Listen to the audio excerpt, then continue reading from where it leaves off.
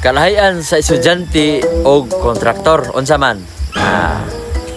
Estudyante. Paita ning estudyante, kapoy ka sa buntag, saya pikir mo bangon. Ya, daghan kay project. Karon estudyante ko na problema ako sa kong project. Grabe paita. Kadadlaw project. Undang lang Sabado ug Domingo. Kontraktor. Yes, project asad. Bagong motor. Duha ka buo. Daghan kini project ron, malipayon kay ko.